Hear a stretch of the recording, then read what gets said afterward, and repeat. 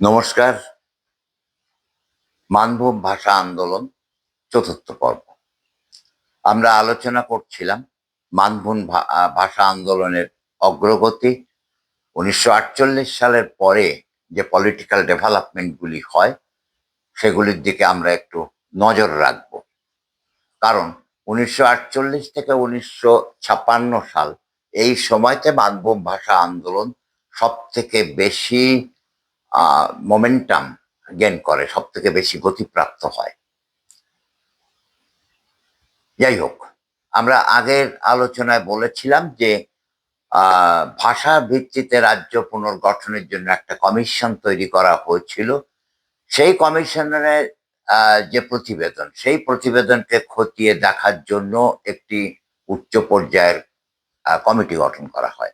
সে কমিটিতে ছিলেন পণ্ডিত জওহরলাল নেহেরু, সর্দার বল্লভভাই প্যাটেল এবং পট্টভী সীতারামাইয়া।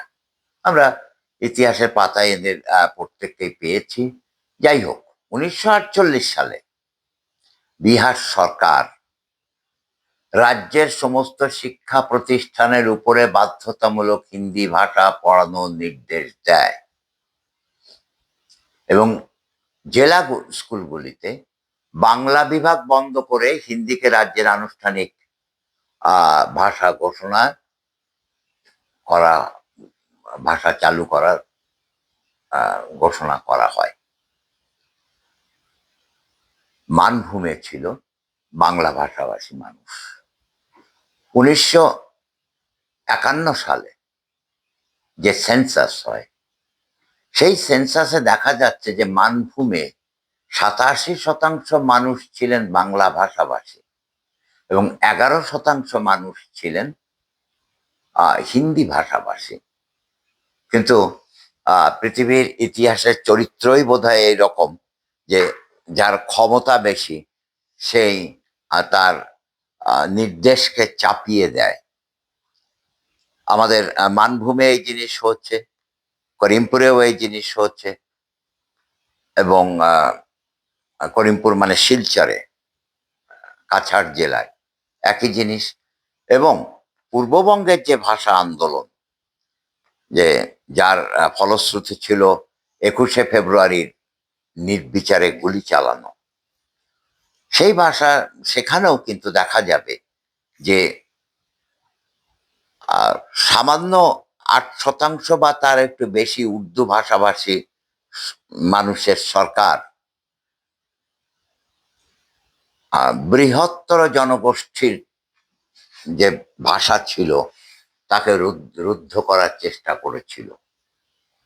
আমরা আলোচনার সময় নিয়ে আসবো এই বিষয় নিয়ে।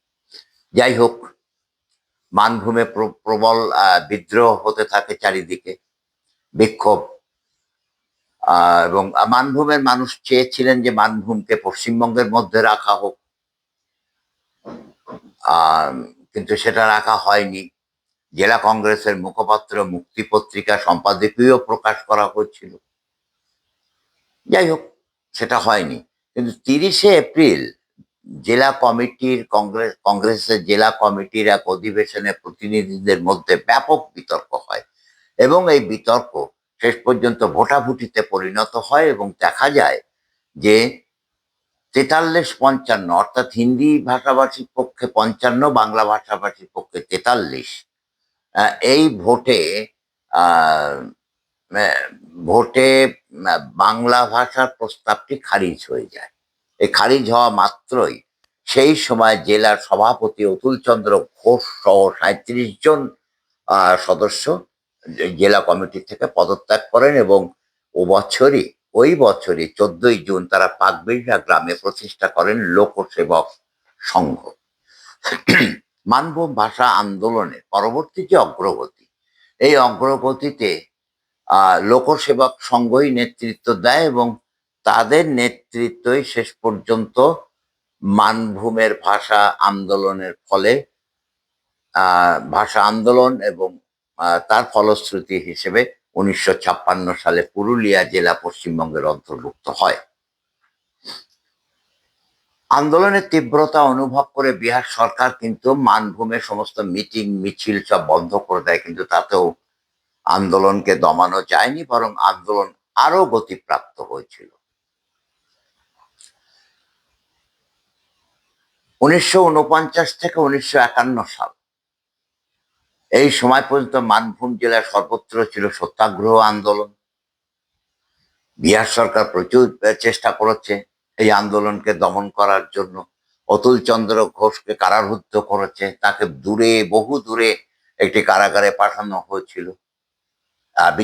বিচারাধীন অবস্থায় মৃত্যুবরণ করেছিলেন রাঘব চর্মকার, এটা একটি উল্লেখযোগ্য ঘটনা।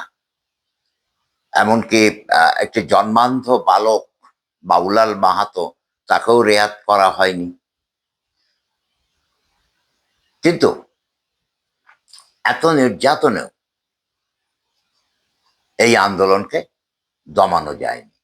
পুরুলিয়া আদালতের আইনজীবী শরৎচন্দ্র সেন, রজনীকান্ত সরকার, গুণেন্দ্র নাথ রায়ের নেতৃত্বে আদালতে চলেছে অধিকার ফিরে পাওয়ার সংগ্রাম। এই লড়াই সংগ্রাম চলতে থাকে। 1952 সালের লোকসভা নির্বাচনে দুজন প্রার্থী এই লোকসেবক সংঘের ভজহরি মাহাতো, চৈতন্য মাঝি, তারা জয়লাভ করেন এবং তারা লোকসভায় এ বিষয়ে তারা বিভিন্ন ধরনের কথা, বিভিন্ন ধরনের আলোচনা, দাবি, সেগুলি তারা তুলেছিলেন। বিধানসভা নির্বাচনে লোকসেবক সংঘ থেকে বেশ কয়েকজন জয়লাভ করেন, তার মধ্যে উল্লেখযোগ্য নির্মল কুমার চট্টোপাধ্যায়, কমল কুমার বসু, মোহিত মিত্র, তুষার চট্টোপাধ্যায়, হীরেন মুখোপাধ্যায় প্রভৃতি। মানভূমের বাংলা ভাষাভাষীদের অধিকার আদায়ের লড়াই এই সময়ে এসে সর্বাত্মক লড়াইতে পরিগণিত হয়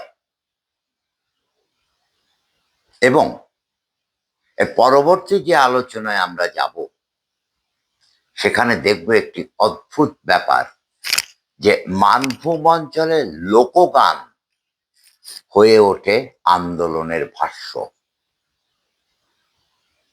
টুসু গান বিশেষ করে